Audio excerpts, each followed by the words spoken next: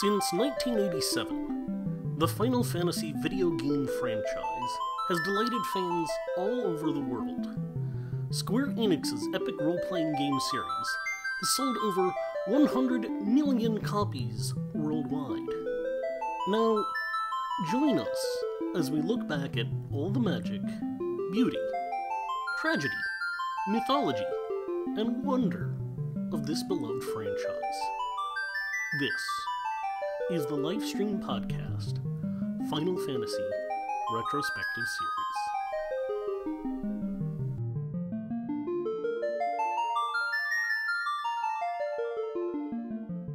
Last time on the Final Fantasy VII Retrospective podcast, we finished disc 1, and nothing important happened. Nothing at all. Apparently you finished some dicks, but that's just, that's whatever you do in your own time. It's your own business, man. Listen, what Cloud and 7 other men do in a hot tub together is none of our business. TLS After Dawn. After Dawn. And you know when that happens, you know you're tuning in for a TLS podcast. God. So yeah, hello everyone, and welcome to the Lifestream podcast, Final Fantasy Retrospective. This is the second entry of our look back at Final Fantasy VII. And joining us on this epic quest through the Final Fantasy franchise are JasonTandro. Hello, everybody. I am up this glorious morning because I love you so much. Ryushikaze. Of course I'd be here. And Tennyo. Good morning, everyone. So yeah, without further ado, we will pick up right where we left off here with our breakdown of the story of Final Fantasy VII. Again, thanks to our friends at the strategywiki.org. And JT, since you've mentioned previously that this is one of your favorite parts of the game, we'll go ahead and let you open up with Disc 2, The Northern Village to Midgar. Ah, yes. Now this is where the game goes balls to the wall on the creepy factor, but also really, really nails some of the finer dungeon design of the game. So allow me to elaborate from the story itself. In the northern village, Cloud and company find Dr. Gast's house and learn about Aeris's mother, Ilfana, another ancient. She explains on the video how 2,000 years ago the ancients, or Cetra, gathered near the northern crater to try and heal a wound inflicted on the planet. They tried to gather the planet's energy to heal the wound, but were unsuccessful. The being who had caused the injury to the planet, known as the Crisis from the Sky, or the Calamity from the Sky, offered friendship to the Cetra, but betrayed them and infected them with a virus, causing many Cetra to go mad and become monsters. The monster who had injured the planet was known as Jenova, and it was eventually sealed away by the Cetra, but as long as it lives in the planet can never fully heal. The planet created a monster known as Weapon. Several monsters known as Weapon, through sheer will to destroy Jenova and anything which might threaten the life of the planet. Weapon lies dormant, but as long as Jenova lives, the planet remains wary. At the end of these set of videos, Cloud watches with Ilfana explaining the past of the planet. Hojo shows up to kidnap Eris and apparently kills her father, Dr. Gast, as well as Ilfana. Cloud evades the Turks and Shinra forces moving into the village in pursuit of Sephiroth by snowboarding into the valley. I'm going to come back to that in a second. After trekking through the snowy wasteland, he reaches the northern crater, the exact site where Jenova crashed down years ago. Wow. Did they really... I'm going to stop you real shortly for a minor correction. Yeah? Though, it's Ifalna, not Ilfana. I was going to bring that up after he was done. Yeah. Yeah, and not to mention, It's written incorrectly on our synopsis here. Doesn't Ifalna die later than this? And the way this kind of reads is that they kill Dr. Gast and Ifalna. Am I reading that sentence incorrectly? Ifalna dies many years later when Aerith is like 7 or 8 after they escape. Right. Yeah. Yeah, and that's of course because she has to make it to get Aerith in the hands of Elmira. But what bothers me is they have one sentence dedicated to the entirety of the Great Glacier and Mount Gaia, and that will not stand. Okay, so we're going to do a little mid-paragraph interjection. I'll finish the rest of the paragraph, and then we can go on to whoever, but we got to talk about this. So, Icicle Inn is a fun town, nothing special, but it's a nice town, nice little tune. You snowboard down the mountain, which becomes one of the best minigames in the series, in my humble opinion. It's no SSX tricky, but it does handle well enough for the said purpose of dodging snowballs and sliding down super fast a mountain.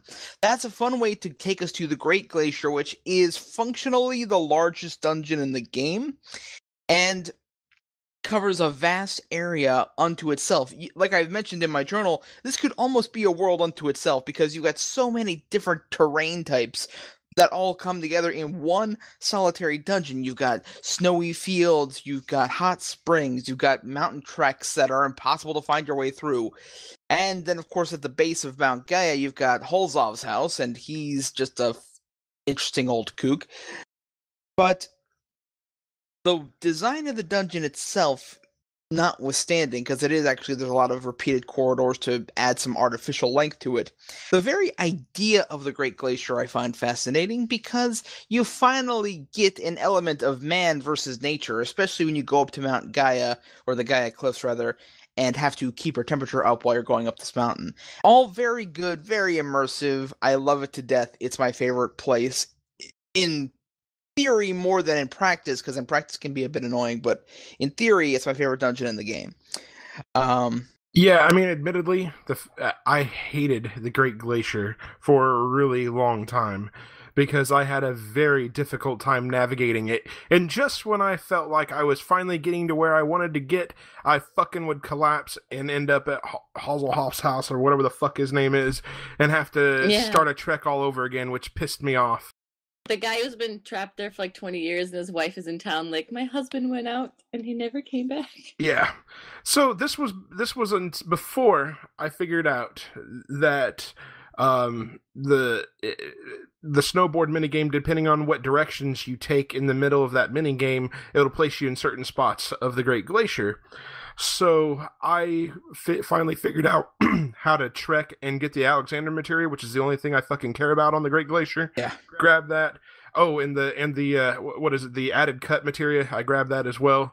And then I haul ass for Gaia's Cliff because there's nothing else on the Great Glacier that is remotely worth going after. So yes, that is true. I kind of think it's fun. I remember the last time I played through Final Fantasy VII, I actually made it a fairly good distance. I made it down to the lake, and I crossed the lake and went into like the weird little cave, and that's where I collapsed. I know that previously I was just wandering around aimlessly, never got anywhere, and then suddenly I was frozen and waking up in some guy's house. But I don't know, other than that, like especially once you get beyond that part, I think it's a lot of fun. I do have to say though that I think that the snowboarding minigame can die in a fire. Yes. It's very totally polarizing. Agree. I never try to do it at like full speed. I always just ride the brake the whole time, just so I can make sure and I can make the proper turns that I want to make to get to where I want to be. So yeah, the handling on it is not the best. Oh, I'll agree to that. It's definitely got very shoddy early PS1. We're trying to be cool borders, but guess what? We're Final Fantasy handling. I like exploring the mountain in the snowboard. I like the snowy scenery, and when you finally do get the controls to do what you want, I find it pretty fun. But I know it's obviously not in terms of design, not exactly functionally the greatest. Kind of like Final Fantasy VIII. So, just we're going there already, huh? just moving. We just started. I have. We're gonna be there next. It's relatively on topic. But yeah, the Alexander Materia is the only thing worth doing there, and there is a bit of a convoluted method of doing it. But I'll tell you, if the added cut materia is the other one that's worth picking it's up. less of a headache to get that one because you don't have to touch a hot spring and then find this one solitary path, on precisely one path that'll lead you to where she is. That's fair. So that can be a bit challenging, especially for a first-time trekker. And like I say, for me, mostly it's the aesthetics and the concept. The random encounter rate was just on the annoying side of too many because you're trying to get places on this, and that came in. I mean, it wasn't bad by Final Fantasy Dungeon terms. We've seen worse, like in all the first 6, but it was still just a little bit too much. And there were problems, but I just think conceptually and aesthetically, I like snowy places already, and I had fun with the glacier for what it was, simple as it was. And there was one other thing I wanted to comment on. Well, while you're thinking about that, I want to mention that I do enjoy the Gaia's Cliff piece of it. The Gaia's Cliff piece of it is fun. I enjoy doing the having to run in place to get your body temperature back up before you proceed and stuff like that. And I really feel like the dungeon design on the cliff is really gorgeous. Oh, that is a fun piece of the game. Absolutely, there. And it makes good sense at the last dungeon part where it's more like the dungeon within a dungeon, that it actually picks up the game some. And I do like that. I know I was going to comment on, just real quick, there's a glitch you can access in the Great Glacier, because, of course, there's a glitch there, where you can get a theoretically infinite number of elixirs. That I did not know. There's a cave where you can find an elixir, but you can still move around after you pick it up while the elixir text box pops up. If you leave the cave without confirming the text box, go back in, the item will still be there, because the flag that registers that the item is picked up is after you confirm the text box, but it adds it to your inventory before that happens, so you can go back out, go back in, and have 99 elixirs. It's still not as easy as the W item glitch. Yeah. But it's pretty fun. I'll have to do that. That's amazing. Yeah, I didn't know about that. I will definitely have to do that. Wait, is it only like the original PS version? Would it be in like the PC port on the PS4? I know it worked on my PSP port. I don't know about the PC version.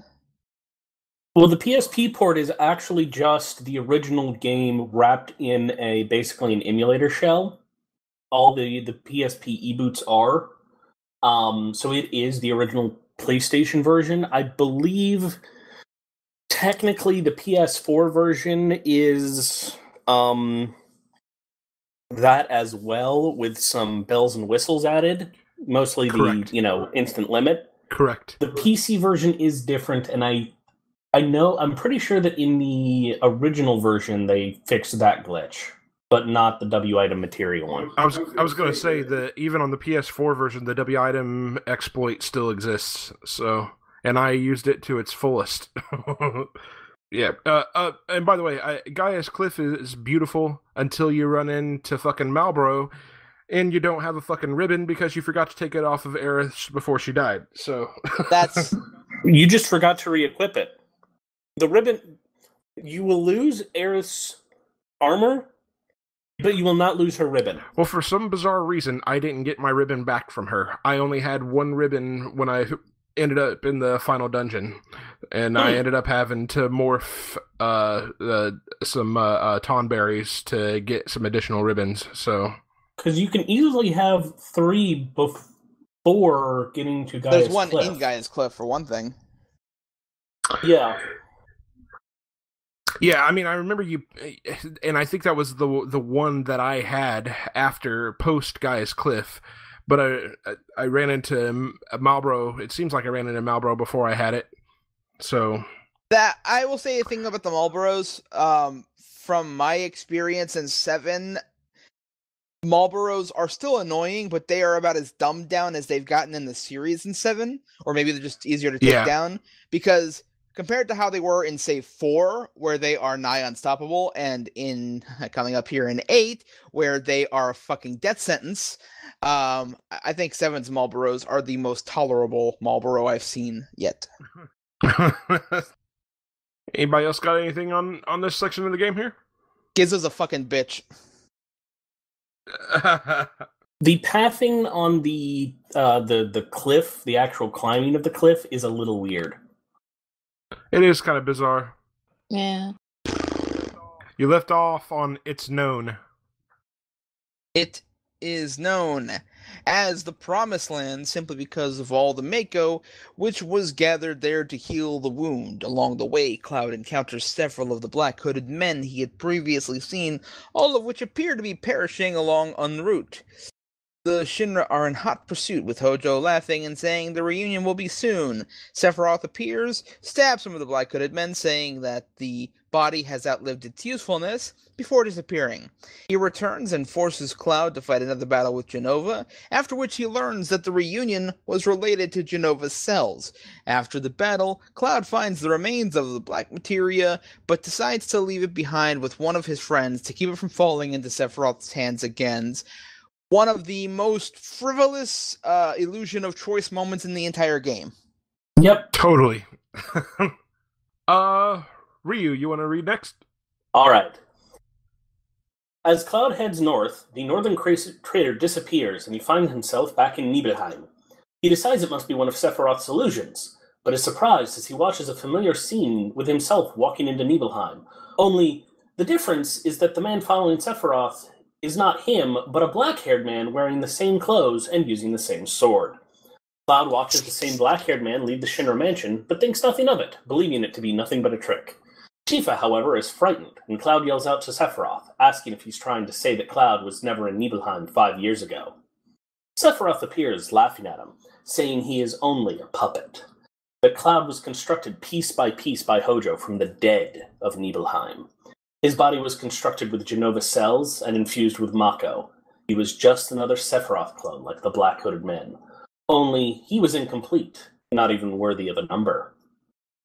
Cloud refuses to believe him, calling in all the memories Tifa and he had shared before Nibelheim. Sephiroth laughs at him, saying that Jenova has the power to alter memories and appearances, and that Cloud was created in part by Tifa's memories. Sephiroth shows him the photo that was taken of him, Tifa, and Cloud, and only that black-haired man appears. Only the black-haired man appears in Cloud's place again. Cloud insists that his version of events is real, and that Sephiroth's is a lie, but he is suddenly unable to remember when or how he joined Soldier. Technically, he's never been able to remember that. He's just glossed over it. Right. So, the game has actually been pretty good about foreshadowing this for a while. Ever since Aerith first asked, Soldier, what rank? And he had that sort of static and the white flash. Yes. So that's what all of this has been leading up to. The weird flashes, because he was having flashes even before then, too. The fact that we've been getting flashes since the first dialogue with Tifa, I think. It's from the very first mission. Watch out, this isn't a reactor yet. Yeah, the bombing mission. You're right, yeah, right. The first flash is the right before the fight. Yeah, right before the boss Scorpion fight. But at that point, you're not sure what the hell it is, because it might just be like a psychic communication. But in the next couple of ones, you get the realization that it's something with Cloud. So oddly, we never actually get a proper payoff for what the heck, why Cloud knows that it's that there's going to be an attack in the first mission. Not that that's a big thing, but it's just one of those things. Almost everything else, turns out to be bookended or have an explanation. That one doesn't.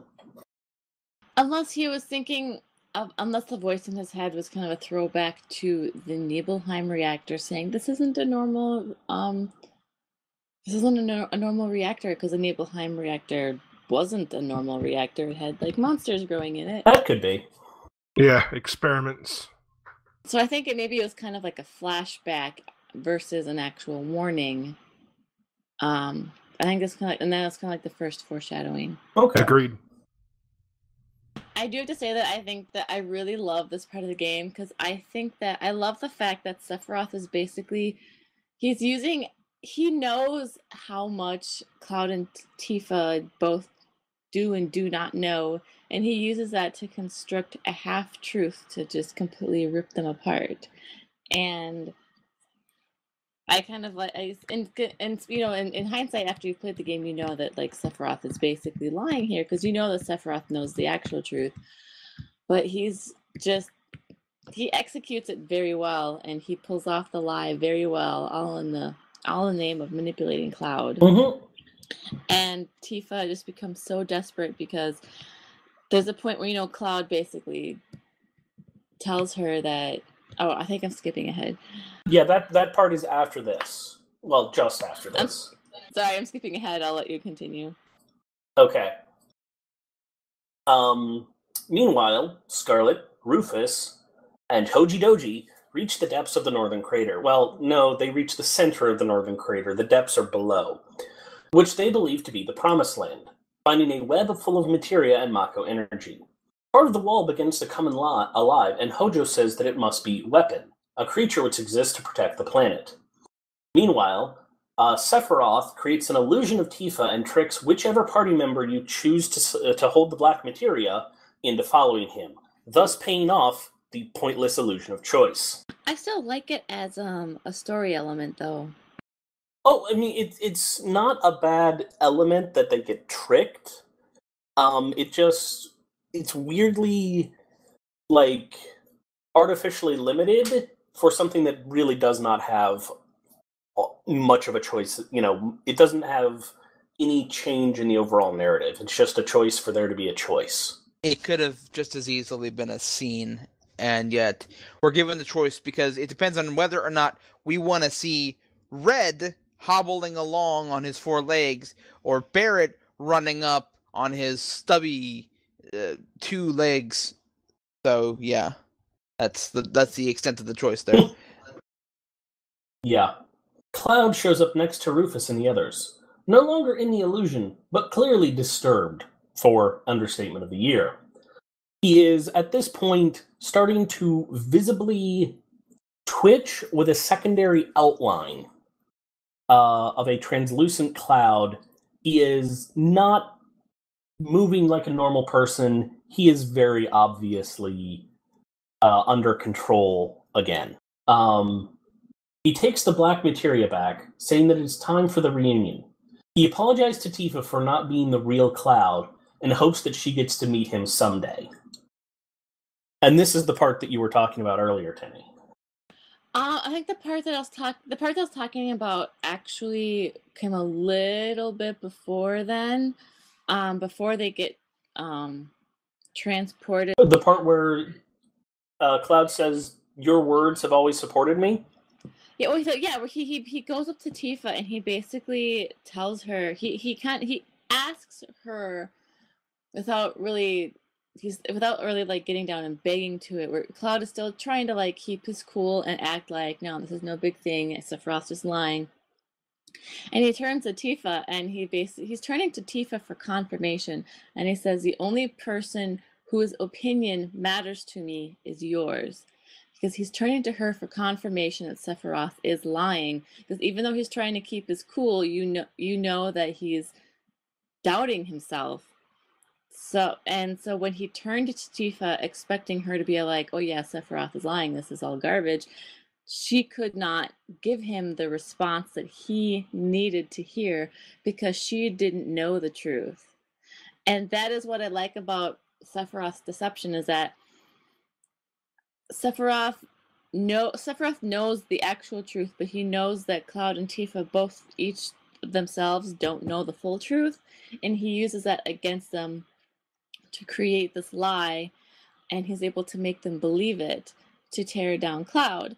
And I really liked the element of, Cloud is trying so desperately hard to keep it together and act like he's not bothered, but then he turns to Tifa because he is starting to kind of lose it. And turning to Tifa and realizing that Tifa can't give him that confirmation I feel like is a big catalyst in what finally gets him to cave. I like it. And I really like it. That's a good analysis. That's something I hadn't considered before. Yeah, outstanding. And this is, I mean, it's a really powerful moment in the game. So it's very well done. I'd say it's probably one of my favorite moments. Getting back to the synopsis, Hojo laughs, saying that the reunion is complete. Tries to talk to Cloud and ask what his number is. Cloud says he never got one, since he was deemed a failure. Hojo refuses to give him a number. Cloud at this point has actually begged to get a number just to have any sense of identity. That is how thoroughly broken his sense of self is, and what allowing Sephiroth to control him. But Hojo tells the other Shinra people that Cloud was one of the Sephiroth clones that was developed. As Cloud physically rises into the air, Hojo explains to the others that the Jenova unification theory. If Jenova's body were dismembered, it would still eventually try to become whole again. The event would be Jenova's reunion. He had expected the reunion to occur around Midgar, where Jenova's main mass was stored, but Jenova disappeared from the Shinra building, and Hojo figured out that Sephiroth was able to take control of the Jenova clones and was bringing them all to himself. Cloud mumbles to himself that he was never pursuing Sephiroth. He was being summoned by him. Cloud calls out to him, saying he brought the black materia. Sephiroth's frozen body appears in the middle of a web of materia. Hojo cackles that Jenova and Sephiroth will not be diffused into the Lifestream, but gathered forever together here, and Rufus tries to evacuate, taking Cloud's party minus Cloud. Cloud hands the black materia over to Sephiroth, and the northern crater erupts with energy. Cloud's party escapes with Rufus on his airship as a weapon, not the giant mechanical dragon, as well as the several other diamond weapon, emerald, and ruby arise out of the crater as well. And that's that moment there when the crater erupts is awesome too. That's another really well done piece of the game. Oh yes. Though the actual bit, the bit where you're not watching the ship is awesome, but the FMV sort of falls apart with the people on the ship, and it does. Physics. What are physics? It goes full 80s music video on Tifa's breasts up in that nonsense. I'm not even talking about that. Well, yeah, trust me, that's true. But I'm talking about the fact that nobody on the ship seems to, care that it's starting to list 90 degrees until Tifa starts losing her balance. Right. With that, I think they might have been trying to get out of the way of the weapons. I've always been confused as to exactly why Tifa passes out and goes into a coma for 7 days. Because it's not like she didn't get injured. She just passes out from plot the convenience. Stress. Plot convenience, yeah. You see, every couple of years, the Tifa just has to go into a small hibernation coma, and Oh, is this like Odin has to go into his sleep or whatever? It might as well be, because the thing is, I think every time we've ever heard about Tifa falling unconscious and being that, it's been stated as being about a week before she regains consciousness. When she and Cloud were children, after Nibelheim, and here. Mm-hmm. So Advent Children is lucky in that she woke up only a few hours later. Yeah, I mean, I guess I'm hoping that maybe in the remake they give us a reason for her passing out, because that is one thing that always kind of did bug me, because she just falls over on the ship and suddenly she's in a coma for 7 days. I don't know. Maybe I'm demanding too much, but I thought that was kind of silly. Could it be some kind of weird Jenova connection for her that causes her to do that? It causes her to pass out there. I don't know if she really has any Jenova cells in her. I don't think she has any Jenova cells in her. She doesn't necessarily have the cells, but I think that the game's alluding to the fact that because Cloud has those cells, his connection with certain people is what's feeding his quote unquote his memories. So that's also feeding to the people he connects with. Or simpler than that, Maybe just Cloud asked Tifa one day, "Hey, you want a little Genova in you?" Yeah. Oh. Oh. God. So what you're saying is that's Tifa going through her virginity rebirth period. Oh. Oh man, what the fuck? We do not need a fight with Genova Revirgin.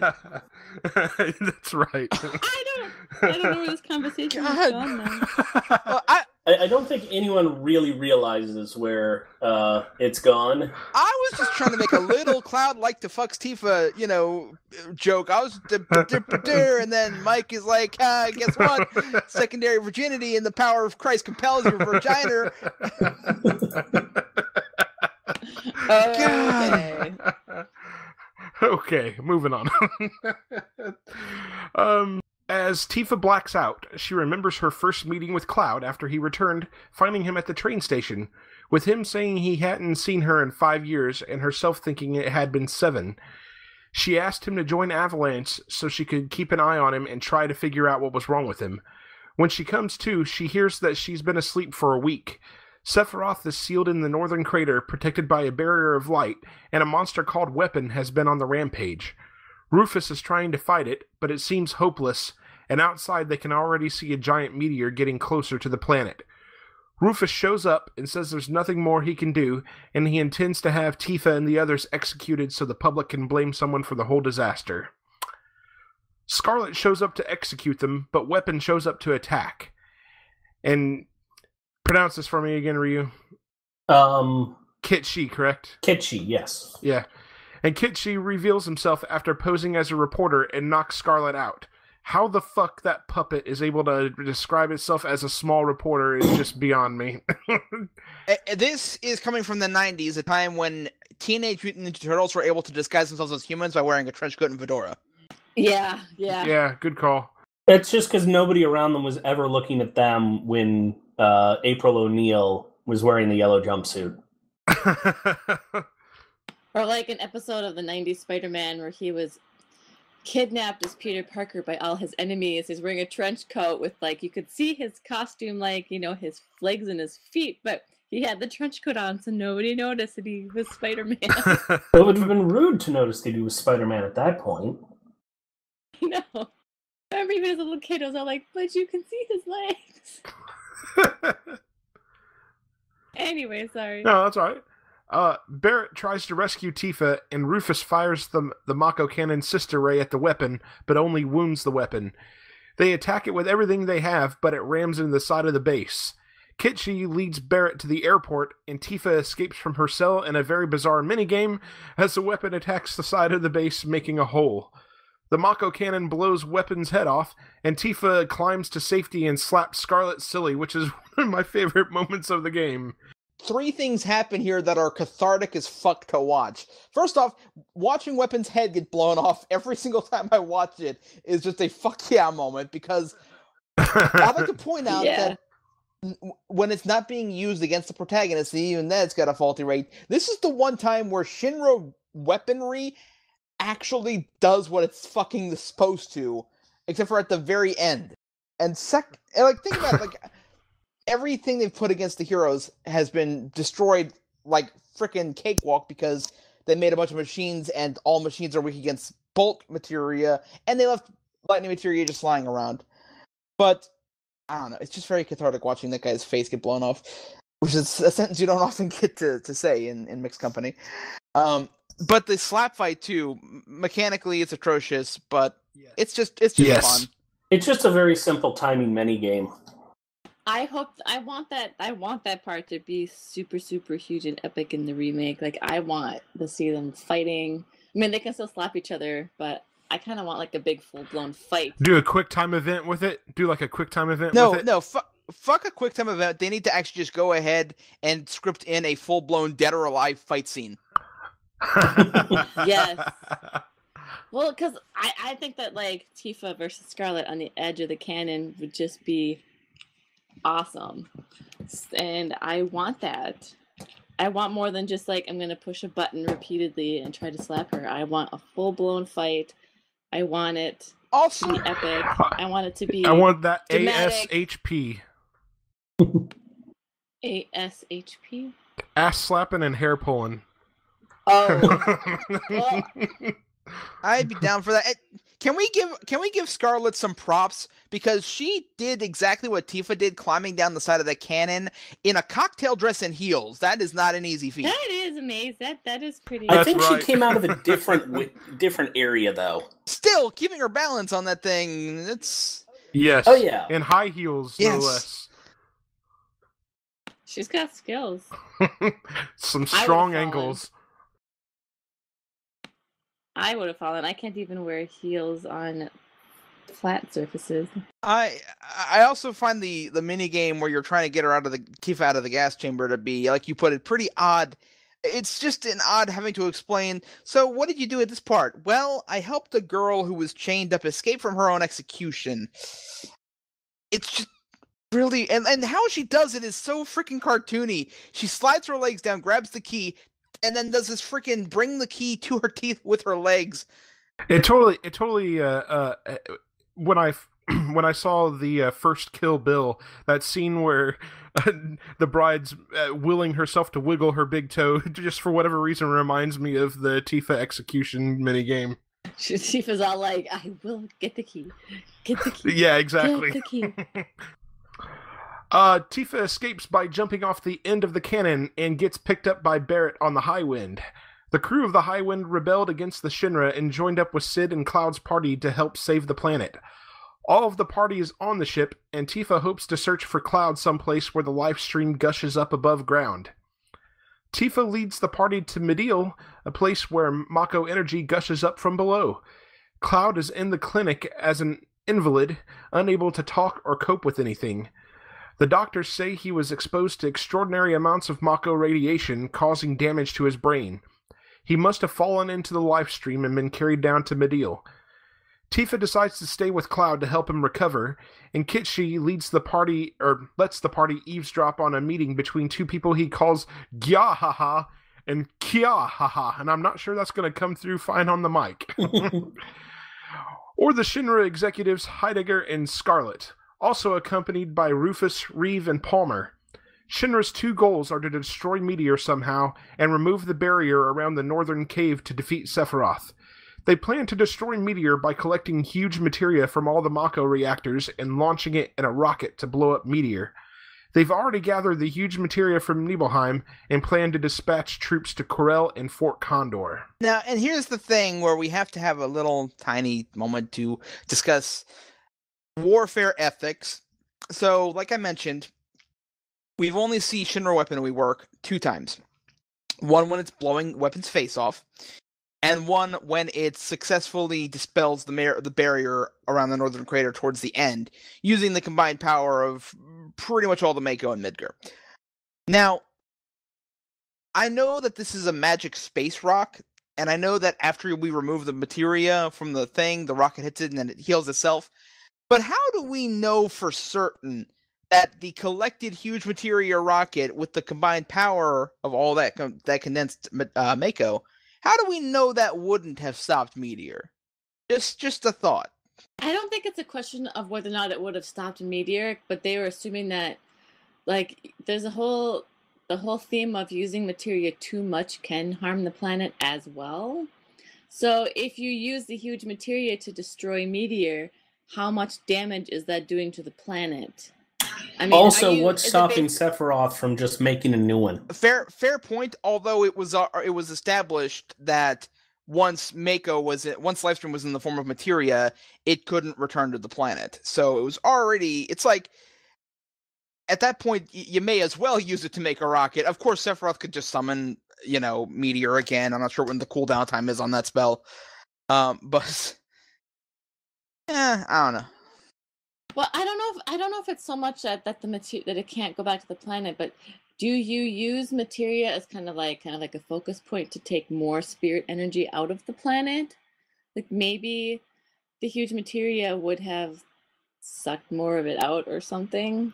But that seems to be. I remember like Cloud saying that that's a general consensus that the huge materia blowing up Meteor would probably do more harm than good.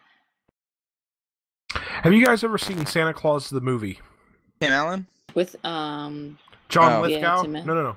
With John Lithgow. It was done in Dudley Moore in the 80s. In the early 80s. Is it the one where John Lithgow has like He owns his own toy he owns company. And the toy company. Yes. Yeah, I did see Yes. that. So this whole thing with the huge materia totally reminds me of the end of Santa Claus, the movie, where they've added too much of the special ingredient that allows the reindeer to fly to candy canes, and the candy canes become nuclear and explode. So it could be the same situation here with this huge materia. So much Mako condensed into this huge materia that it makes it nuclear and explosive. What an odd corollary. And you think that there'd be like fallout from that, or it would like destroy half of the planet? It definitely would have destroyed anything in the surrounding area.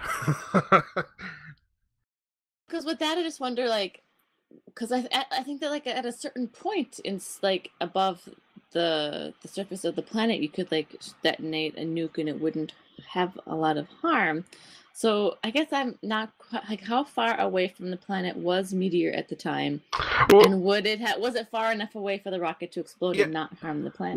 With how present Meteor is in the atmosphere, you would think it's pretty fucking close to the planet at that point. So, but then again, do we really understand how a nuclear warhead would respond in space? I've always wondered, like, if because the meteor does seem really close, but if Meteor is really that close, why does it take so long to hit the planet? I want MatPat to do a game theory on this and explain exactly what kind of damage it would be caused moving that slowly, because if it's already within range of the planet to the point where it takes that much of the sky, and if it's moving really that slowly, when this massive thing does fall, how much damage is it going to do? Because like that, there was that one with the moon where it didn't such and such. So I'm getting off topic, but the point is I'd love to see the science of that elaborated on further by somebody smarter and more awake than I am. I'll go ahead and take this next section here as well, short. So Barrett and the others decide they don't trust the Shinra and don't want to let them get their hands on the huge materia. Plus, they believe it might help them since it's supposed to react to regular materia. Barrett elects Sid to be the new leader of the group when he wakes up, and he decides to head to North Corel to deal with the Shinra there. The Shinra have run off the huge materia on a train there. That's a bizarre sentence. The Shinra have run off with the huge materia on a train, so Sid races another train out to catch up with it, and it's actually an old-school pump-handle train that's somehow able to catch up with a powered train. Wow. They leap onto the Shinra train and shut it down before it can crash, or if you fuck up and it does crash, well, never mind. The villagers give them the huge materia out of gratitude. The group also heads to Fort Condor to save the base from being overrun by Shinra and witness the birth of another Condor and gain another huge materia. They head back to Medill to check on Cloud. Now there's consequences for failing at these tasks. So, if you failed to stop the train, then you have to pay out the wazoo to obtain the ultimateria from the child in Corel, plus you lose that huge materia.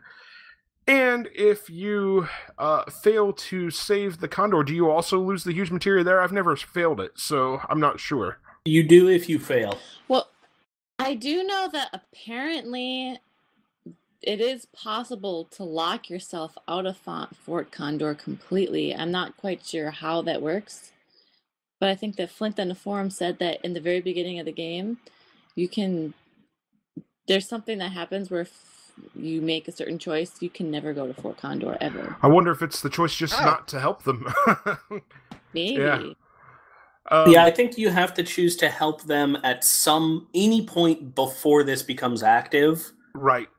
But you don't have to do any more than the one, getting them ready sort of thing. Yeah, so as I recall, if you save Corel from the train, does the child not just give you the ultimate materia? Uh-huh. Yeah. And then if you don't save it, then he charges you it's like 100,000 gil or something like that for it. Something ludicrous. Yeah, it's crazy. And the Fort Condor minigame, for those that just don't like playing strategy minigames, my suggestion is to not spend a lot of money rolling out troops. Just let Shinra make it to the top of the mountain and fight the fight, because that is the easiest way to clear that and be done with it. You see, I love these types of games, though. Setting up all your little troops to try to stop the people from getting through. It's I love it. It's my favorite minigame in the entire game, Same. actually, of all of them. I mean, I'll tell you in the side note about the remake. In the remake, they need to have it handle like the Lords of Verminion minigame from Final Fantasy XIV, where the controls are a lot more fluid and it's a lot faster paced. But doing the setup, and I always keep a save spot right outside this mission so I can replay the final fight at Fort Condor with all the tools unlocked. And my strategy to win, if you don't want to have to get into a fight, is get a bunch of your quickest units, which are your attackers, put them all against the front line, have them charge down to the very end of the field, and just spawn more troops on the field as you need to take out certain units, and then just lock the enemy out of your fort altogether. Because if you take over the end zone, they can't spawn more troops and you win by default. nice. I like that. To be perfectly honest, I have never actually tried to actually do the strategy piece of it. I always just let the boss come right up to the top and fight that fight, because it's just easy. I don't know. See, I really like these types of like the tower defense games. Like I really like to play like the Plants vs. Zombies games. I think that those are really fun, and it's pretty much the same thing. You set up your plants in a certain area, you get them all built up, and you take down the zombies and hope that they don't get to your house to eat your brains. I don't know. I just think that's kind of fun. I would really love to see this minigame expanded, more options, more a lot more streamlined, because I think that it could be a lot of fun in the remake. Oh yeah. Okay. And Tennyo, is this the section you were wanting here? Mm-hmm. All right. When Sid and the others arrive, Lifestream starts gushing out of the ground, and another monster called Ultima Weapon shows up to terrorize the place. Sid and the group manages to chase Ultima Weapon away, but the Lifestream below the village is still gushing up, and they all have to escape. Tifa tries to get Cloud to safety, but they both end up falling into the Lifestream together, where Tifa finds herself inside Cloud's troubled subconscious. Cloud guides her back to the entrance to Nibelheim, but Tifa confesses to him that she never saw Cloud at Nibelheim 5 years ago. It was Sephiroth and another man. Cloud remains confused, so Tifa takes him back to the promise he made her by the well years ago. Sephiroth wanted her to think Cloud only made up his memories by hearing her stories. So Tifa asks Cloud to show her one of his own memories. Tifa asks him why he joined Soldier, and Cloud admits that he wanted to stand out and to be noticed. He takes Tifa back to a memory of them as children, and how she barely knew him until he went away. Cloud was never a part of her group, and began thinking that maybe he was different. The day Tifa's mother died, she climbed the mountain looking for her. Cloud followed her, but they both fell off the cliff. Her family blamed Cloud for what happened, and he started to blame himself, even though Tifa never even knew he was there. Cloud started getting into fights and acting immature, and heard about Sephiroth, and thought that maybe if he was strong like him, Tifa would finally notice him. Tifa feels sorry for him, but Cloud tells her not to worry about it anymore. Tifa's convinced Cloud wasn't just created 5 years ago, if they share their childhood memories, so Tifa takes them back to Nibelheim, and they go over Sephiroth cutting Tifa down at the reactor. The dark-haired man shows up, runs past Tifa, and chases after Sephiroth, and Cloud suddenly remembers that his name was Zack. Zack was the name of the first-class soldier who accompanied Sephiroth. Cloud then remembers Zack getting tossed aside by Sephiroth and an ordinary military grunt grabbing Zack's sword and stabbing Sephiroth. The grunt took off his helmet, and Cloud recognized his own face. Cloud was the ordinary soldier he recalled in all his memories. He was the one who got sick in the truck, and who followed Tifa, Zack, and Sephiroth to Nibelheim. He didn't want to show his face to anyone in town since he was too ashamed of failing to get into Soldier. After he stabbed Sephiroth at the reactor, Cloud helped get Tifa to safety and chased Sephiroth as he staggered away with Jenova's head. Sephiroth stabbed Cloud in the side, but Cloud lifted Sephiroth up by the hilt of his sword and tossed him into the bowels of the reactor, where he vanished into the Lifestream. Hold on, I have to comment something here. Okay. All you had to do was let go of the sword, Sephiroth. You didn't have to die just because you wanted to hang on to the sword, man. He was caught off guard. Also, Sephiroth is kind of stupid in his own right. And he had just flipped his shit and gone crazy and burned down a town and cut off the head from a dead alien and was calling it his mother. Yes, but like the natural reaction is to drop something that you're not like welded to. He's not Barrett. The sword isn't his arm. He doesn't have a sword arm that he got with his best buddy Genesis when they got their hands cut off by whatever the stupid thing was in Crisis Core. No.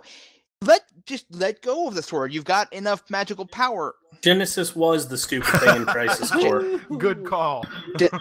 Genesis was one of the stupid things in Crisis Core.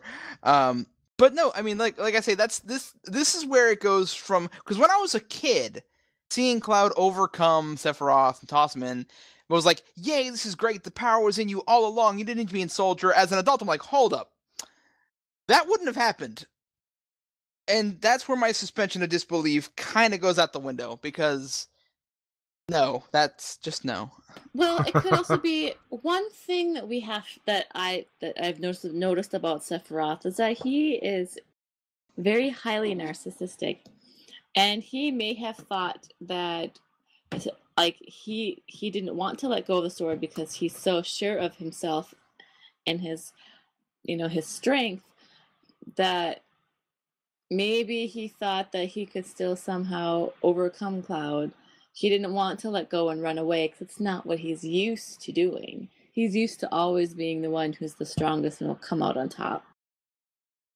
I agree, but again, it would have been much simpler to just animate a scene where Cloud says, no, fuck you, pushes the sword through himself, frickin' anime style, grabs Sephiroth's hands, and then tosses him over the railings. And that would have been more powerful, because it would have meant, hey, Sephiroth didn't dumb himself to death, Cloud actually overpowered him. Well, Cloud still kind of overpowers him in a way. Because story. Because story, exactly. Story. Also, I want to point out, this is a beautiful, touching scene your first time playing through. The mystery, the reveal, everything about it is fascinating. On a replay, it's a bit of an info dump. Yeah, I guess that's the way people feel about the whole Calm flashback too. Info dump. Yep. Yeah, I mean, really, it's not bad storytelling at all. It's kind of bad from a gameplay aspect. But I mean, I've heard worse stories told in 30-minute chunks of game. So it gets a pass, sort of. I don't know, this is probably like my favorite part of the game. I like the reveal. I like getting to know who the real Cloud is. I don't know, I enjoyed it, especially like learning about Cloud's his backstory with Tifa, how he had a crush on her when they were kids and he just wanted her to notice him. The music. I don't know, I liked it. The music. The mystery, the romance, just kidding. Will not be coming to a theater near you. No. I also just want to say that I do get to feeling sorry for child Cloud trying to be noticed by Tifa and stuff. I can relate to that feeling of feeling like I am not being noticed. So, and I don't know if anybody else is a fan, but when I hear A Perfect Circle's 3 Libras, I think of this scene. I don't know if I have heard that song. Or I maybe have and just don't realize what it is. Fantastic song if you get a chance to listen to it. 3 Libras. Okay, because I am familiar with The Perfect Circle, but I've not heard all of their stuff. I'll have to go look for that. So, anyways, one more. You may carry on. More. Okay. With Cloud finally realizing who he really is, he's able to put together the shattered pieces of his personality and come to rest outside of the Lifestream, where the group is waiting for them. For him and Tifa, they'd say, "Let's go," because they hear the Lifestream start to scream again. And so both him and Tifa are like, "Let's go." Anyways, Cloud admits to the others that he never made it into Soldier. His friend Zack did. And since he was ashamed of who he was, he managed to convince himself that he had lived in Zack's place. Hojo's experiments on him with Mako and Genova cells made him close physically to a member of Soldier, and his weaknesses mentally and infection with Genova cells made it possible for Sephiroth to manipulate him. It was his fault Sephiroth was able to gain the black materia and try to summon Meteor, but Cloud intends to do everything in his power to stop him. Kachi suggests they head to the underwater reactor near Junon to get the last huge materia, and Sid's glad to have Cloud in the lead again. He can never remember who he was, who has what materia anyway. I like that part too. Like, I really do appreciate that. Like, after this point, we get to see who the real Cloud is, and I kind of feel like for the rest of the game, Cloud is. It kind of makes him a little bit more of an endearing character because now we realize he's no longer super messed up in the head. This is him. And I really liked that he basically just from the get-go just told the entire party the truth about everything, and he apologized. And I feel like that moment kind of solidified Cloud as a character that I really, really appreciate that he exists. I think it's nice to see that because he kind of reverts to the kid Cloud that never grew up. So instead of getting Cloud and Zack's memories combined into Cloud 2.0, we're starting to see the real Cloud, the real dorky kind of introverted Cloud, which of course has downsides, i.e. that's all that anybody ever fucking remembers. Right. But emo Cloud. But it's a good story moment, and I do appreciate it. Well, in Cloud, I know that like Advent Children kind of forgets some of that stuff, but I remember there's a scene after the fact where you talk to Yuffie in the airship, and Yuffie gets airsick, and Cloud is trying to like give her some advice on how to get over her air sickness, and Yuffie just stops and she's like, "Wow, is Cloud actually being nice to me?"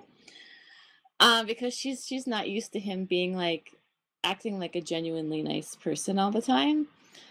So she really threw her off guard because she was used to the messed up Cloud Zack, whatever. That was kind of mean, even though Zack's not a mean person either. More like arrogant. Yeah, but now that the real Cloud is different and not as sure of himself, and he admits to Yuffie that he's like, "I get airsick sometimes too," and it was a really cute and endearing moment to like see that this is who the real Cloud is, like after all this time. And I don't know, I really like that little scene. I thought it was cute. Yeah, it's really well done. The Cloud's various relationships with the different characters in the game definitely takes an evolutionary step at this point. So, but yeah, the little Yuffie scene is really cute. And I also have to say that it's at this point of the game that I usually take a side excursion and go ahead and do my chocobo breeding at this point. Yeah, it makes the most sense to do it early on, especially so you can get, at the very least, to the Ancient Forest and get Cloud's Apocalypse Sword, which is awesome. But I have mentioned in the last part, and I'll say it again here, I only have 3 gripes with the entire game. Honestly, everything else I consider damn near flawless, which I kind of gives away my rating, but hey, hear me out. First bitch is the info dump. Second bitch is the ridiculous, stupid, pointless minigames like CPR and stuff like that. My third one is that the end game is such a clusterfuck, and it really starts right here when you can start getting all these materia that are useful in certain circumstances, but you desperately need others, and they have ridiculously high AP cost, and leveling becomes a chore. And like some of the greatest materia in the game, you don't get till the final dungeon, and it's got like 100,000 AP requirements to get to the first ability. It's not such a chore if you know the right places to go. Well, look, I gotta give you credit. The magic pot farming and the W item glitch helped me out a lot in my endgame farming. That was a huge good thing to you, and we'll get to that here in a minute. But I just want to say that if you don't know those various exploits, it can be a bit troublesome. So we're on the huge materia hunt continued, yes? Yep, you're up. Hot diggity damn. Okay, so here's where we're gonna go now. Let's see how much is cleared up here. Okay, Cloud heads to Junin, where another huge materia is being taken via sub to the Shinra. After engaging Reno of the Turks briefly, Cloud hijacks a sub and sinks the Shinra vessel. They learn via the sub's radio that the Shinra are gathering the huge materia they found at the Junin to the Junin airport, and they discover that the cannon at Junin has been moved. They arrive at the airport to find that the huge materia is being taken to Rocket Town, where the plan is to launch it into the meteor. Cloud and Sid fight their way past Rude of the Turks to reach the rocket, where Sid takes over the launching of the rocket. Cloud tries to convince Sid that the materia represents generations of knowledge and wisdom they can't afford to lose, and which they may be able to use to fight off Sephiroth, so the Shinra scheme of using it against Meteor may not be such a bright one. Sid's not too eager to give up his Lifestream of going into space, but the rocket is launched with them in before they can do anything. I gotta stop here because there's two major segments that just kind of got yada-yada over. First off, the underwater reactor is a lot of fun. The graphics in it are amazing of like the underwater sea life. That tunnel is very soothing. I want that to be like my desktop screensaver. But the sub battle afterwards is I love it because I love the game that came about as a result of it. I think it's a lot of fun and it has that creepy underwater vibe.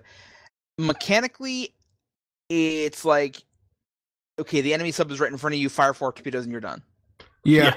and interestingly, I want to make mention that I did play the PS4 port of the game, and I was playing on the 3x speed option through the whole game. So at the point that you do this, the mini sub mini game, like after you fire the first missile, it just stops showing the rest of the missiles as you're firing them off. It just completely disappears off the screen. So I didn't know if there was a weird glitch in the game or something like that until it finally popped up and said that I had won all of a sudden. I'm like, what the fuck? Yeah, pretty much that's how it goes. And look, go to Gold Saucer, play the sub mini game, play the other 4 times. It's a lot of fun. There's a lot of cool things going on, and they clearly put a lot of thought into it. But the very first one, it's like, hi, I'm right here, fire me and kill me, and you're done in 15 seconds. And then you get to go back underwater when you can actually use the sub, and you have to go pick up the huge materia, which you have to be aware of that, otherwise you won't get it. You have to go find it in the wreckage. And I have to say that the ghost ship enemy in the tunnels on the underwater reactor is a fucking really cool design for an enemy. Oh yeah, it's awesome. You've got the freaking bow design skeleton just being the one that's steering the ship. Pro tip: if you're ever going into the battle arena, the ghost ship is usually one of the last enemies that can occur in the regular arena fights. So whatever you do, never use Vincent, or if he's got his final limit break, or equip anything with death and then attack, because death heals him, because why not? Because fuckery. Because fuck you, that's why. Exactly. That's right. I got into an arena fight that was ridiculous because I remember this happened for a while. This was a while ago when I played like my second or third time around. I had Vincent going into the arena because for some reason, I don't know how this happened, he was my best character at the game at that point. Don't ask me how the hell that happened. And he gets to this fight with the ghost ship, and I'm trying to save up money here for the freaking Omni Slash, and I have him limit break, transform into chaos, thinking it'll be an easy finish. And then his other attack constantly fully recovers this damn ghost ship, and I can't get him out of this mode. So I'm just sitting there back and forth, dealing damage, recovering, dealing damage, recovering. And you're like, God damn it. Yeah, loop ad nauseum. Wow. Yep. Yeah, that has to suck. Yeah, that was some fuckery. On the upside, you can one-hit kill the ghost ship with just a Phoenix down. Yeah, that's the alternative side of the undead coin. Like, the Gina Tak, you just cast life, fight over. Or Ghost Train from Final Fantasy VI. Yep. Or the fake president from 8, or any undead from like the first 10 games. Yep. Like Yu Yevon. Or no, you can cast. Is he already? No, you cast zombie on Yu Yevon and you can kill him with life. And you can you can't do it to the final actual losable boss in 10 because he's still immune to the instant death effect, but you can zombie the guy. Jack? Yeah. Wow. I've never tried putting a zombie on Jacked. By that time, I was just able to knock him down with overdrives because I had done a lot of endgame farming, which is what one does in 10. Well, I just thought it was hilarious to see him destroy himself with his own healing. Oh, as a side note here, also, because now that we have the sub, I have to talk about, speaking of giant creepy things, holy hell is Emerald Weapon intimidating the first time you see him just, like, hovering around down there, floating around, or even worse, like, standing silent vigil over a place you gotta get to. Yeah, I remember I would be down there and I'd be like, fuck this shit, I'm out of here. Can I also point out from, like, a story point of, like, this is kind of going a little bit a ways, but still the sub. I kind of liked when they first get into the sub that Cloud kind of has a little bit of a freak out. And some people say that they're like, oh, because the sub gives him motion sickness. But this was before they began moving. I think that like Cloud is kind of insinuating that, because he says it's a cramped place. And if you think that it's saying that like Cloud is claustrophobic, I like to think that was what it was insinuating. Which I think is a little bit more of an endearing trait. Like now that we have the real Cloud, the game is suddenly showing us all his little flaws and quirks. And I was like, oh, Cloud is claustrophobic. I don't know why. I guess it's terrible if you actually are claustrophobic, but and that is something I share in common with Cloud. I also am somewhat claustrophobic. So there you go. But yeah, I liked that scene. I like the fact that like Cloud would be claustrophobic. I think that it kind of adds a little bit more depth to his character. I do like that, and I think I actually kind of thought it was a reference to the fact that he had just spent, X amount of years in a tube, so if you don't have claustrophobia before then, you'll have it afterwards, definitely. But I like how he can spare Shinra troops in the front of the vessel, and, like, you get a rare moment to be, like, good guy versus bad guy option. Oh, yeah. That is nice. I always save them. Oh, yeah, I mean, there's no point. It's like, the only thing you can get is a Shinra Alpha, and it's not worth it. So, I like how he doesn't give the same option to the guys in the rear of the sub, but hey, gotta be picky, I guess. Well, you didn't previously know those guys from being an undercover parade soldier. Oh, yeah, that's right. They are the same guys. Okay. Yeah. So I forgot about that. That was just straight up nepotism. There you go. Well, it's not nepotism because they're not related to you, but it is definitely favoritism. Oh, wow. All the little things that they, like, see, the developer thinks of everything. That's what this comes down to. Okay, so they are left on, back in the rocket, which, by the way, that's balls to the walls crazy. But they're left on the collision course with Meteor, but Sid says they can get into escape pod in time. Cloud snags the huge materia after a logic puzzle game that makes no sense, so just look up the code. And they make their way to the escape pod, only to have the oxygen tank blow up and injure Sid, because guess you should have listened to the woman, you stupid man, person, stupid. The one that you kept abusing because you thought she fucked you over. Yes, you should have listened to her. Like, seriously, this is like the most cathartic moment is when you get hurt because you were a stupid jerk earlier. And I'm so happy because, like, every time this happens, I'm like, guess what? You were wrong. Would you like some salt or butter with your frickin' humble pie? Damn right. Would you like to apply some ointment to that food? Sid would like some tea. Also, to his credit, he does immediately cop, okay, I fucked up, you were right. Yeah, but here's the thing. It's easy to say, yeah, I fucked up, you were right, after you are in an explosion that was caused by your stupidity. Yeah, correct. Because how are you going to play that one off? It's like, oh, man, what bad luck. The very thing you said was happened just happened, man. And no, who could have predicted that? No. And in the words of Sid, Shira, you were right. ... Bitch. What? Oh Jesus! I do still hope that they find a better way to explain that, because it does still bother me that she was hiding down there when he was trying to launch the first time. I was like, oh, don't worry about burning me up.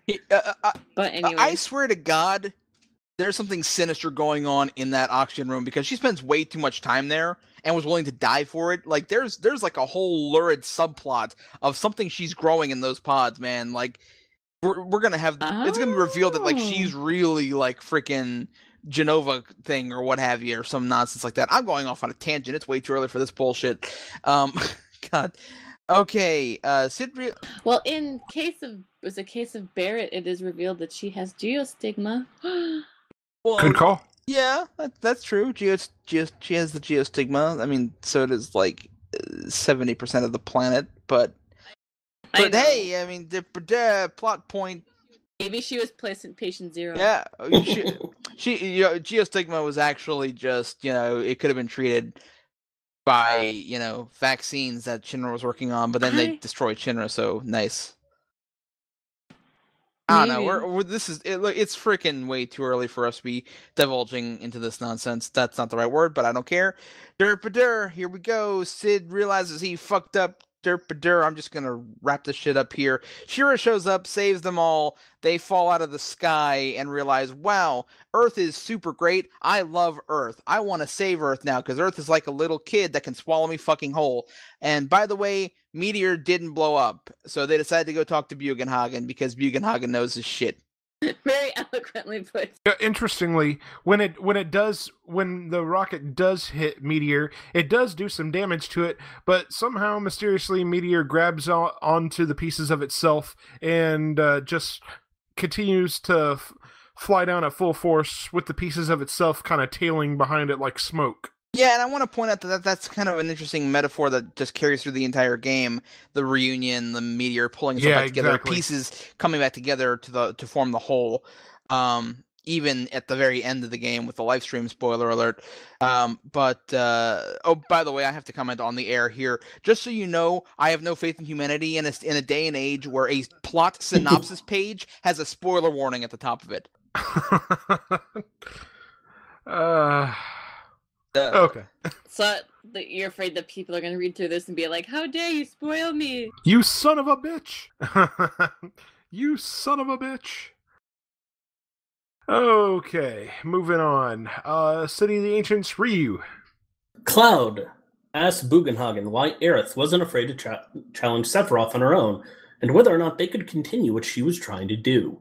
They decide to travel to the City of the Ancients to learn more, and Bugenhagen lets them store their huge materia and help learn the secrets of its power, which seems to be tied to the different types of materia.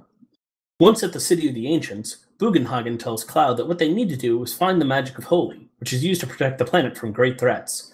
It will remove anything which is bad for the planet, including meteor, weapon, or even humans themselves. Red's fine, though.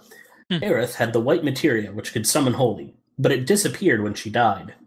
Bugenhagen reads the ancient script and says to seek the key where sunlight cannot reach. Otherwise, look for it where the sun don't shine. One submarine trip later, as well as running to Reno and Rud of the Turks on the sunken Gelnica, if you decide to go there, it was carrying weapons and material to destroy Sephiroth, so they find the key in a completely fathoms deep submerged cave, making you wonder how the hell it got there to begin with. Yeah. This key turns out to be a literal key to a music box, and a column of water appears in the central spire of the ancient city, which projects an image of Aerith praying right before she died, and the white materia slipping from her hands. Aerith had already connected to the planet and prayed for the magic of Holy, but Sephiroth is preventing that magic from working so that it can destroy Meteor. Meanwhile... And once again, I have to mention that it did not slip from her fucking hands. Yeah. Moving on. Yes, so good. God.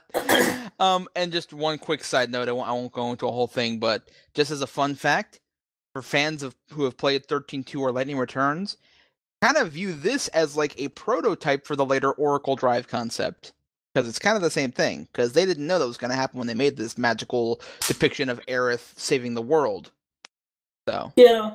Anyways, Ketchi informs the group that Shinra have moved the Mako cannon that destroyed the other weapon to Midgar, that is Sapphire weapon, by the way, so that they can fire it with the Mako energy harvested from the reactors to fire on the northern crater itself.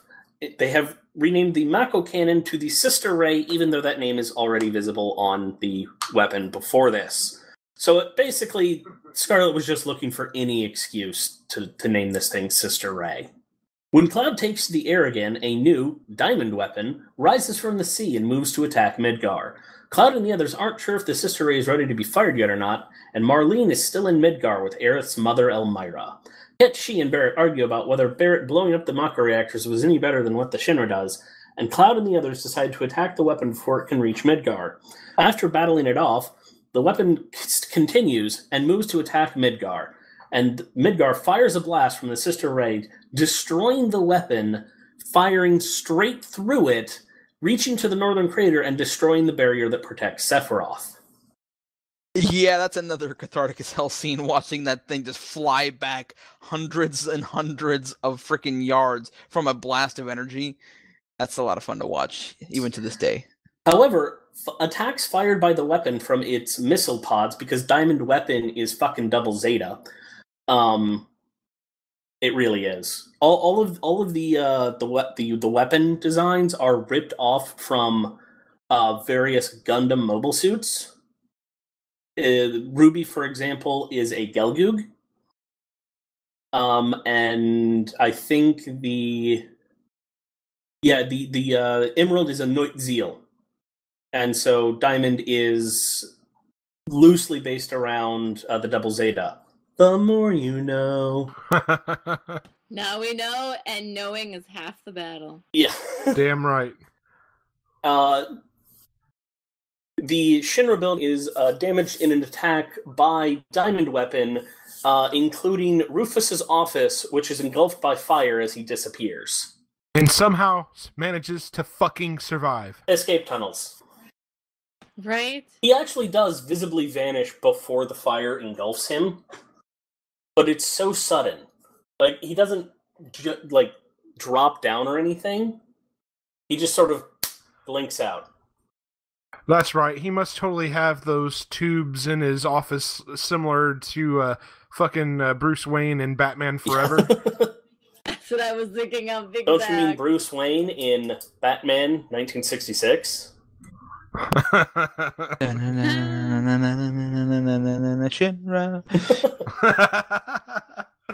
Or in this case, Rufus. Rufus. Shinra, Rufus.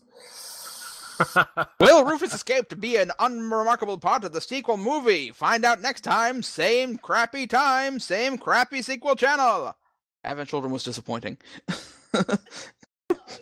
Oh, yeah, really? Never would have guessed. Anyways. After that, the weapon still fires. Hojo is taking over the Mako reactors and the Sister Ray, attempting to increase the output to give more Mako energy to Sephiroth. Ketchi finally admits to what everybody has known for quite some time, that he is Reeve, the Shinra executive in charge of urban development, and he tries to shut off the reactor at Midgar, but is unable. Reeve is taken prisoner by Scarlet and Heidegger. Cloud and the others parachute into Midgar to stop Hojo's schemes. This is completely glossed over in the actual synopsis here, but during this they fight Scarlet and Heidegger in the Proud Claude, accidentally killing them once the machine basically self-destructs during the fight. Actually, they don't gloss over that. That's later on in here in the synopsis. Yeah. Sure is. Oh, it's in Shinra's End. That's weird that they go right from parachute into Midgar to optional events then. Yeah. I mean, we detailed the Yuffie optional event. I don't think we got around to doing the No, Vincent so I'm going to or the skip Nibelheim revisited. the optional events and go back to Shinra's End real quick. Yeah, After parachuting into Midgar, Cloud and company make their way through the Midgar sewers. Well, not so much the sewers, more the Midgar maintenance subway tunnels. And after a final run-in with the Turks, they fight off Scarlet and Heidegger's latest weapon, the Proud Claude. Cloud and company confront Hojo at the Mako reactor, who dismisses Cloud as a failure. If you have Vincent there, this scene is actually kind of fun, because they get a little bit of extra dialogue, hashing out their personal beef. Now, Hojo explains to Cloud that he is attempting to channel the Mako energy to help Sephiroth, because Sephiroth is his son. This is where Vincent goes, oh god, it wasn't my fault. God, fuck, okay. Still, ooh. Didn't we already know that Hojo was Vincent's father? Like, not Vincent's father, Sephiroth's father before this? Like, I remember when this was revealed, I was all like, oh, yeah, okay. Like, I think this is where it's made official. If you visit Lucretia... Yeah, I was going to say, they kind of allude to it. There's implications, including in the Calm flashback, he actually makes a very disparaging remark about having a father, which if you are paying attention, you can realize that it's about Hojo, but this is where it's said outright. So Hojo is Sephiroth's father, and I'm pretty sure that Sephiroth knew, because you also get the impression in Crisis Core as well that Sephiroth might not be. I don't think he had a very good relationship. Oh, he does not like Hojo. Has anybody had a good relationship with Hojo? I even think that Lucrezia's relationship with him is a form of self-punishment for feeling guilty about Vincent's dad's death. Yeah, let's not talk about Dirge. Let's agree to never talk about Dirge. Absolutely. I like it. Although we are eventually going to have to get around to playing it for the retrospective, unfortunately. Well, then I'll just be grunting all the time, because I just made it now. We're going to do a Dirge retrospective? In Season 2, or whatever we're calling it now. Hey, I Dirge may have had a plot that makes this one seem frickin' very, very simple. But I liked it. I mean, for a Final Fantasy shooter, which is a weird sentence. Of which we have one. Anyways, he had a son with Lucrezia and injected it with Genova's cells while it was still in Lucrezia's womb, hoping that they would create a creature with Genova's power. Hojo had also been experimenting on Genova's cells on his own body, and Cloud had to destroy his mutated form. With Shinra in ruins, Cloud and the others set sail through the skies, and he gives a motivational speech about how everyone is really fighting for themselves and those closest to them. He gives them all a chance to find their own reasons for fighting Sephiroth. Cloud shares a moment with Tifa together, under the stars. This has been hotly debated, but really, it's cute. The group reunites with everyone willing to do their part, and Sid pilots the airship straight into the northern crater, unless you decide to do all the optional stuff that's available on Disc 3. Right. Time for endgame content. Right. So, at this point here, I find it every time I get to the part where Hojo just starts morphing into all these odd, bizarre versions of himself. It just makes me scream, bullshit. That's bullshit. So, and then somehow in Dirge he's back looking like a normal human with his lab coat intact. Yeah, I'm like, fuck off. Well, he's not actually a physical person in Dirge, unless you mean the corpse that they find. Yeah, I'm talking about the corpse that Vincent was going to shoot at the beginning in the prologue, but then there's like a flash of lightning and he was gone. I always thought that was just that was Hojo's body. I take that as Vincent just being not seeing the actual body, but just sort of sensing Hojo in that very anime way. I guess so. I don't know. Very anime describes half of Dirge. Right. One thing we should also point out is that during this sequence, where you confront Hojo. I mean, it's good to bring Vincent for story purposes, because I think that Vincent and Hojo need to have that resolution to their side plot. But then you also need to have Barrett, because then you can get... That's the only way to get his ultimate weapon. Yep, you have to... It's the only time you can get his ultimate weapon, I think. Because I don't think you can come back for it later, can you? And bizarrely, it's on the fucking staircase on your way up to Hojo. What the serious fuck? Also...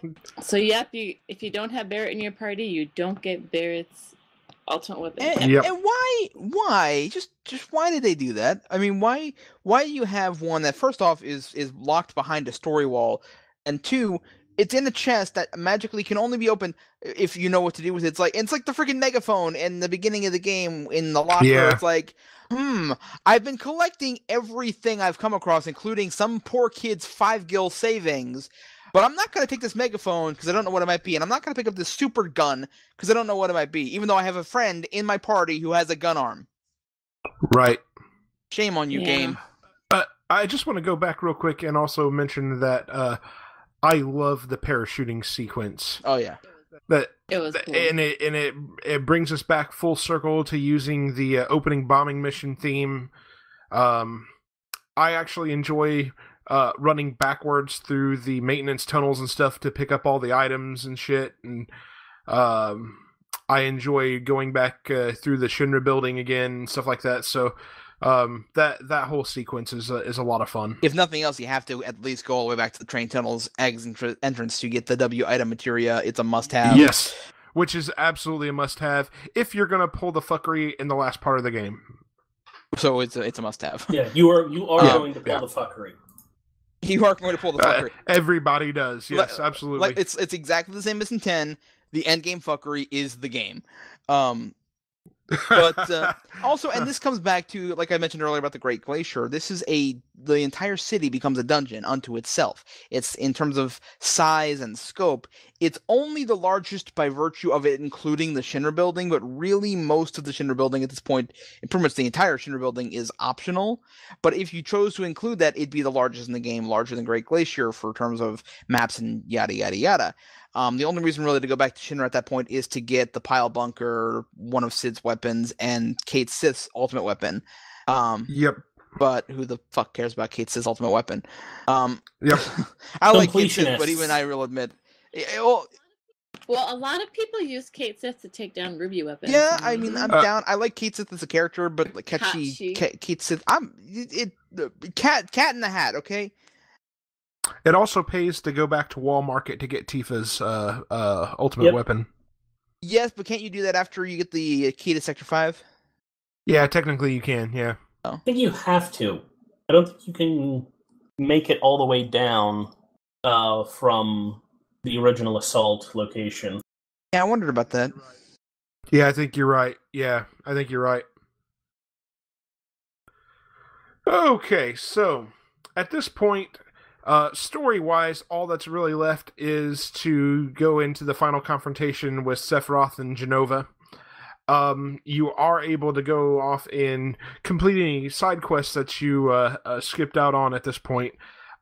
Again, personally, I made mention that I always try to do the Chocobo breeding early, because in my very first playthrough of the game, I did wait till Disc 3, and it just made it a bitch to have to go through and level up all that material there at the end of the game, rather than do it early and start leveling up on your double and triple AP weapons and armor. So, are we gonna do like the side quest stuff here? Because the one about Nibelheim talks about the Zack flashback. We did the Yuffie one in the first episode here. Let's go ahead and do touch on the Vincent and Nibelheim side quests here. I'll take these real quick. The Vincent side quest, Hojo left a message in the Shinra mansion that he needed to get rid of all of those who stood in the way of his research, particularly that one from the Turks. After investigating the clues in the mansion, the party finds the combination for the safe and the key to the basement, where a man named Vincent sleeps in a coffin atoning for his sins. The party tells Vincent about Sephiroth and how he learned of the Genova project and how he was created. Vincent explains that Lucretia gave birth to Sephiroth as an assistant to Professor Gast. He joins your party for a chance to meet Hojo again. Vincent also has a chance to visit a waterfall cave and find Lucretia. He recalls his past at Nibelheim, how he loved the scientist named Lucretia, but she rejected him and married Hojo instead. The two of them decided to experiment on humans and created a child named Sephiroth. Vincent tried to stop Hojo, but was attacked, and Hojo experimented on Vincent, giving him the body of a monster. Vincent considered the form to be his punishment and penance for being unable to stop Hojo, Gast, and Lucretia with their experiments. Lucretia tells Vincent she wanted to die, but the Genova cells inside her wouldn't let her, and that she still dreams of her child Sephiroth, whom she never even got to hold. She begs to know how he is, since she can't believe he perished so easily 5 years ago, but Vincent coldly tells her that Sephiroth is dead.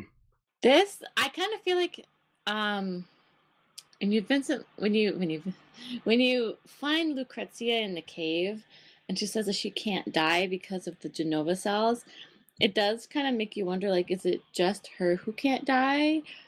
Are there other characters who will just, we don't know, but they're eventually going to, like, live forever? Like, what about Cloud? Is Cloud, like, immortal now? The game never touches on it. Yeah, there's no sign-off for that at all. So... That's a bit more confusing, and I think that the interpretation might be a bit off on that. I think more that... because, I mean, she dies in Disc 3. When you go back there... Does she? Yeah, when you go back there, she's dead. Oh, that's right, she does, yes. And then you get right. death penalty and chaos and all that good junk. Yeah. But I think the Genova wasn't letting her die. Well, frankly, I think the plot wasn't letting her die. But because story. But again, I think there's a connection there that was either poorly explained or just we didn't understand it at the time. But I have to point out something that I think the interpretation of Vincent's line there was wrong. I don't think the story synopsis got it right. It wasn't coldly. It was merciful. He was trying to spare Lucretia the pain of realizing that, hey, how's your son doing? Well, guess what? You see that big... You gave birth to a monster. That big red thing in the sky? That's your boy. Yeah. Aren't you proud of everything he's accomplished? Right? And you hear this god-awful world map music that took place after the meteor showed up. That's all your son's fault, too. And the cat's in the cradle and the silver spoon. Little boy blue and the man in the moon. Wow. Alright. We are cynical fucks, yes. Cloud can head back to Nibelheim again and find a note in the piano left by Tifa's old martial arts instructor, Zengen, who carried her to safety from the reactor. Hojo and the Shinra arrived in the town and used the bodies they found for twisted experiments, and Zengen began to see the black-hooded men staying around. He left behind a gift for his star pupil Tifa. Cloud also headed to the basement where... What the fuck? Cloud also heads for the Shinra mansion basement, where he was able to remember how Zack and him were both trapped in holding containers as experimental subjects for Hojo. They broke out, and Zack dragged Cloud to safety and dressed him in a soldier outfit. Cloud was still delirious, so Zack talked to him on a truck ride to Midgar about their plans to become mercenaries. Zack was hunted and gunned down by Shinra soldiers, and Cloud was left for dead. He grabbed Zack's Buster Sword and escaped to Midgar. Hojo also left behind files on 2 experimental subjects in the basement, one of whom exhibited no reaction to Genova and one who did. Cloud learned that it was himself and Zack. I just want to mention that as much as I enjoy the Zack Cloud movie thing, I think it's done better in the anime that came with the Advent Last Children, Order, you mean? Collector's Edition. Yeah, Last Order is so well done. I love that anime. It's really well done. It is. And the for those that don't know, the gift that's left behind for Tifa is, of course, her Final Heaven Ultimate Limit Break there. Yeah, I always kind of thought that it was really strange that Zengen would go back to the fake house and leave a note for her there, but... Yeah. Maybe in the remake we'll get another scene where she confronts him again. It's kind of creepy, actually, if you think about it. Because it is kind of weird. Like, how does he know that she would go back there? Also, how come every boy in the series, it seems like, is going into her room? Like, just, we mentioned it last part. Yeah, right. Check and see if your orthopedic panties are still there, Tifa. God. Okay, so that being said, we are finally down to the last piece of story here. Tenny, would you like to take this? All right, let's see. The group heads into the northern crater, with the party splitting up and reforming to explore all the paths. Which, depending upon who you send down which path, you can find certain items. And note that I recommend you actually exploring every path yourself. Yeah, go pick a path, send everybody down the other one. Once you meet up, go back up, do the other two paths. Yeah, instead of trying to count on them to find the stuff. Especially if you send Yuffie, because if you send her down the wrong path, you're not going to get the materia. So, Because she's going to keep it for herself. Because she's a fucking bitch like that. Anyway. Cloud heads into the depths of the crater and has to fight a final battle with the form of Genova. And that's the end of Genova. She's dead after this, maybe. Sephiroth appears and is preventing the magic of Holy from being released. Cloud and the others fight him in a duo with bizarre forms, one of which is actually named Bizarro. And Sephiroth disappears, and the magic of Holy is freed. As the group tries to escape, Cloud suddenly loses control of himself again, and the scene shifts to Sephiroth and Cloud inside Cloud's head in a titanic battle to rule Cloud's personality that takes ... all of a couple seconds. One quick Omni Slash and it's game over. Not even that. Yeah, exactly. One quick counterattack. Oh, that works too, yeah. It's supposed to be more symbolic than anything, because this is supposed to be Cloud finally getting rid of the hold that Sephiroth has had over him all this time. That's beautiful, but either make it a cutscene or make it a longer fight. Well, it is like, you have like that nice cutscene where he's like traveling through the weird tunnel and you hear little bits of Aerith's theme to kind of like hint that you're kind of going into the Lifestream. Yes, the PS1 era wormhole, which I swear was utilized in some form in every of the PS1 games. They really like that wormhole effect because Final Fantasy VIII has it in the ending and Final Fantasy IX has it when you're being teleported to Terra. It's like they were super proud of that wormhole. Hey, why not? Back then, I'm sure it was. It was creepy, man. I'm all for creepy. But the fight in which Sephiroth, for some strange reason, is shirtless, but it is inside Cloud's head. I'm sure the Yaoi fans probably appreciate that. And I don't know, I like it because you can drag it out a little bit more, I think, if you want. Actually, no, I don't think you can. You can choose to not use Omni Slash, but then you one-hit kill Sephiroth. That's not as big of a show. It's kind of anticlimactic. I don't know. I hope that in the remake it is longer. I would love for that to be like a huge battle, like the final battle.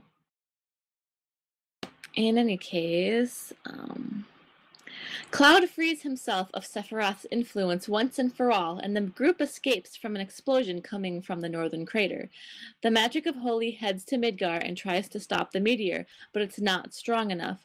Cloud and the others become convinced the whole planet is doomed when the Lifestream begins gushing out from all over and strengthening the magic. Now that Aeris' soul can return to the Lifestream, she's able to strengthen the magic and destroy the meteor. And it flashes to white, and you don't know whether people of the humanity live until the movie. or dies. Yep. Sigh. It was a nice ambiguous ending you had there until you had to milk the franchise to death. Yeah, and I also have to say that the post-credit scene is epic. I love the post-credit scene. Yes, the nice little bookend with the plant life overcoming Midgar, and the entire ending sequence is a freaking feels fest. I'm not gonna lie, even to this day, it still gets to me. Not quite as feelsy as 10's, but nothing is. Elaborate for us. Oh, 10's ending. No. I'm talking about the 7 sequence. Well, the ending, like the whole Midgar and the Lifestream, that's all like the Eris scene. That's all like super sad because it's like, I mean, sad, hopeful, but like, it's too early for synonyms for feels. Just it's an emotional moment. Yeah, and this might be the most unclear finale to a Final Fantasy game ever. I mean, we didn't really know what happened, and really until Advent Children, to be perfectly honest. All we knew for certain was that the planet did survive and Meteor was destroyed. Right, yeah, exactly. But humans could have gone away, which also, I need to point out that one of the biggest things that kind of pushed endgame what happened theories was, for some no good goddamn reason other than creepiness, was that as soon as the final flashcard comes up with the game's title, you hear kids laughing for no apparent reason, and it's creepy as fuck. Well, that is actually, I believe, on record as supposed to be an indication that humanity survived and is now much more in tune with the planet, because there is an innocent child's laugh. Yes, but an innocent child's laugh can also be a precursor to horrible grisly death by a ghost, if Japanese culture is to be believed. True. So, I don't know, yes, man. but so can a cat meowing. Anything can be. Japanese horror movies are weird as shit. All about the effects. So that's the story. That's the amazing story, like one of the best stories ever told in the series. Agreed. Yeah, and I know that it can be. I know, like, the ending before Advent Children, before people knew that everyone survived, could be a little polarizing because some people were so pissed off, like, how could you not tell us what happened? But then I also have read reviews where people are like, the whole point of the game was to save the planet. You weren't trying to save humanity, because there was the whole point of, even if you save the planet could still choose to wipe out humanity because humanity has been doing a lot of damage to the planet. Because fuckery. Because so you accomplish your goal of saving the planet, and whether or not humans survived is apparently like neither here nor there. I do kind of like that we know that they all did survive, though. I mean, it's good for purposes of closure, but I think the ambiguous ending, and again, it's the same problem I have with 10-2 existing, was that we had a nice ending with a nice, somewhat sour, thought-provoking, it was a sad ending, but it needed to be a sad ending because it was the way the story got wrapped up. And then 10-2's like, haha, nope. But with 7, the same thing happened. It was a good ambiguous ending at the time. It was basically saying, did humanity survive? It's your call. Did you, the player, think that humanity had earned its right to continue existing, or did it not? We're not going to tell you. That's for you to fill in the blanks until we need to make a movie of it. So. Yeah. The lesson is, once you franchise something, you beat the artistry out of it with a 2x4. I think you can get around it. Like with 10-2, I think that if the ending, spoilers for people who have not beat 10 and 10-2, I accidentally spoiled, like, I think I spoiled the ending of 10 for Flint on the forums in a chat once, and I was like, I did not know you hadn't beat it. But like the ending where Yuna sees Tidus in the far plane, if that was like the canon 100% ending, that is considered canon, I think that would have been a really great way to end it, and it would have been able to do so without taking away anything from 10's end as it was. It was the fact that 10-2 brought Tidus back without explaining how that kind of gets a little screwy. And I kind of feel like I don't know, but I guess with 7, you really can't get that same effect because obviously you can't make it ambiguous. You can't have a sequel and still have it ambiguous as to whether or not humanity survived. But I don't necessarily think that with 10 it's as big of a deal. Not 10, with 7. I can't remember what I said. I think that with 7, I don't know. I feel like it's not as big of a deal as it was with whether or not Tidus was alive or dead. I I don't know. I lost my train of thought. Sorry. And I see what you're saying there. The scope of what happened is more important. The whole game wasn't building up to, hey, is humanity worth saving? That was sort of a sub idea that kind of got pushed to the forefront with Tidus surviving or not surviving. It was a love story. That was kind of an important thing. But well, yeah, because in 10, I feel like the whole idea of you spend the majority of 10 thinking that Yuna is going to sacrifice herself and die, but then it flips and you realize that no, Yuna's going to live, and now it's all like, oh, Tidus, you're the one who's going to have to sacrifice yourself, and die or vanish or cease to exist or whatever it is that happened to him. Whereas, yeah, with 7, it was more, we're going to save the planet, and hey, maybe we'll live, maybe we won't, but we're still going to try to save it and try. It wasn't as big of a sacrifice because they still had the hopeful of, hey, we might actually live. Whereas with Tidus went into the ending of 10 knowing exactly what was going to happen to him and still doing it anyway. With no hopeful, maybe I'll live. Maybe I'll be revived for no good reason in the sequel. But anyways, so that was the story aspect, and well, all right, folks. I think this is probably a good way or a good place to stop here. So I will leave you with yet another question for the listenership here.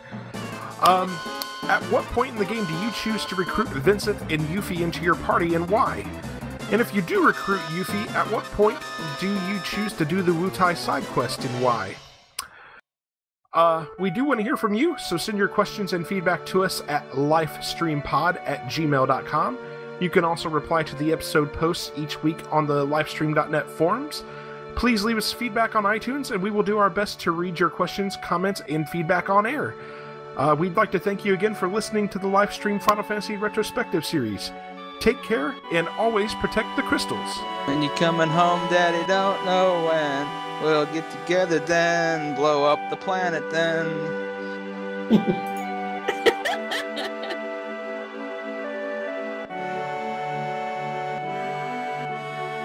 Music featured on this podcast is courtesy and copyright of Square Enix.